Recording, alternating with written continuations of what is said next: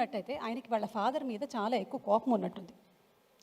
అలా మీకు ఎవరి మీద అయినా, బయట ఉండే వాళ్ళు ఎవరు వద్దు మనకి, ఇక్కడ కూర్చున్న 3 వరుసల్లో మీకు ఎవరి మీద ఎక్కువగా? ప్రొడ్యూసర్ రాజేష్ గారి మీదే ఉందా? డైరెక్ట్ నువ్వే చీఫ్ గెస్ట్ అన్నాడు, ఇక్కడికి వస్తే నేను 12 వాడిని 13 వాడిని. అందరితో అదే మాట చెప్పారు, అది ఆయన గొప్పతనం.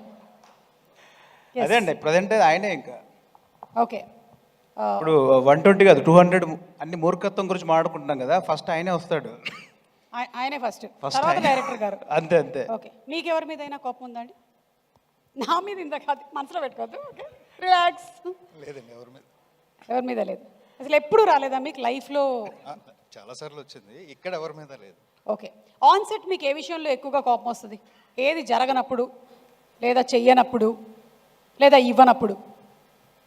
అన్నీ సరిగ్గా చేయనప్పుడు, సరిగ్గా రానప్పుడు, ఇవ్వనప్పుడు కూడా. సరిగ్గా చేయనప్పుడు యాక్టర్స్, సరిగ్గా ఇవ్వనప్పుడు ప్రొడ్యూసర్స్, సరిగ్గా రానప్పుడు కెమెరామెనా, చెక్కులు, అంతే కదా?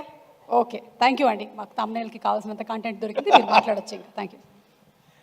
మాట్లాడచ్చు కదండి.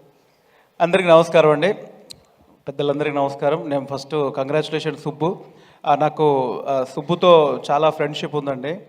సో సుబ్బులో మెయిన్ క్వాలిటీ ఏంటంటే, తనకి ఏదైనా నచ్చితే గట్టిగా తనకు సంబంధం లేని టాపిక్ కూడా లేదు లేదు బాగుంటుంది చెయ్యాలి ఎంకరేజ్ చేస్తాడు. నా బలగం సినిమా అప్పుడు కూడా స్టార్టింగ్లో పాయింట్ అనుకుంటున్నప్పుడు ఇట్లాగా యంగ్ డైరెక్టర్స్ అందరికి షేర్ చేసుకునేవాడిని, ఇట్లా ఏదో అనుకుంటున్నాను ఎలా ఉంటుందంటే, సుబ్బు పట్టుబట్టి డార్లింగ్ అన్న ఇది డెఫినెట్లీ బాగుండే కంటెంట్, ఖచ్చితంగా రాయని బాగా ఎంకరేజ్ చేశాడు. Thank you Subbu.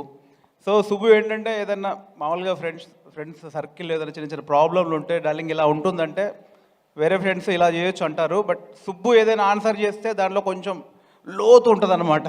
నేను 2-3 సార్లు అంటే బలగం తర్వాత ఇప్పుడు 2-3 నెలల తర్వాత అప్పుడు పీక్లో ఉన్నాం కదండి, నెక్స్ట్ సినిమా అలా చేస్తాను ఇలా చేస్తాను అని ఏదో పళ్ళు గొరిగి ఏదో పార్టీలో అంటుంటే ఒకటే మాట అన్నాడు, అంతొద్దు ఓవర్ యాక్షన్ చేయకు, ఈ క్వశ్చన్ చేసావు నెక్స్ట్ అదే ఎక్కువ చేయకు అన్నాడు.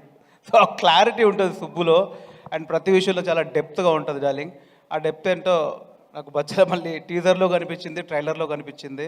సో 100% బచ్చలమల్లి 25 నీకు బ్లాక్ బస్టర్ డైరెక్టర్ లిస్ట్లో చేరిపోతున్నాం. Congratulation darling.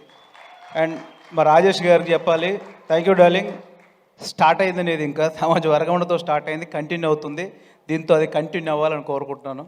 All the best, congratulation darling. And Naresh అన్న గురించి చెప్పాలి, నేను ఎక్కువ సినిమాలు అది యాక్టర్గా చేశానంటే ఒక హీరోతో, నరేష్ అన్నతో చేశాను. ఆల్మోస్ట్ ఒక 10 సినిమాలు చేశాను. నరేష్ అన్నతో నాకు చాలా జర్నీ ఉందన్నమాట యాక్టర్గా. అంటే మీకు తెలియదు, నరేష్ అన్న మాకు తెలుసు ఆయన ఎంత డౌన్ టు ఎర్త్ ఉంటాడో, ఎంత కంఫర్ట్గా ఉంటాడో యాక్టర్స్ తోటి. సో చాలామందికి ఏంటంటే, ఇంతకుముందు నరేష్ అన్న ఏంటంటే సూపర్ కామెడీ హీరో, టైమింగ్ అది ఇదని, బట్ అప్పటి నుంచే నరేష్ అన్నకి ఇన్సైడ్ ఒక ఎమోషన్ చేయాలి, ఒక క్యారెక్టర్ చేయాలి, ఒక పర్ఫార్మెన్స్ చేయాలనేది ఎప్పుడు నరేష్ అన్నలో ఉంటుండే. అది నేను ఎప్పుడు గమనించాను. అది కూడా అన్న చాలాసార్లు షేర్ చేస్తుండే మాతోటి.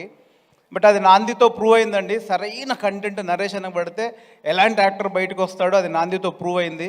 ఇప్పుడు బచ్చలమల్లితో అది నెక్స్ట్ లెవెల్కి వెళ్తుందని నాకు 100% కనిపిస్తుంది అన్న. సో బ్లాక్ బస్టర్ హిట్ కొట్టబోతున్నారన్న. సో కంగ్రాచులేషన్ ఎంటైర్ టీమ్ అందరికీ, మిగతా అందరు టెక్నీషియన్స్ అందరికీ సినిమా పెద్ద హిట్ అవ్వాలని మనస్ఫూర్తిగా కోరుకుంటున్నాను. Thank you so much.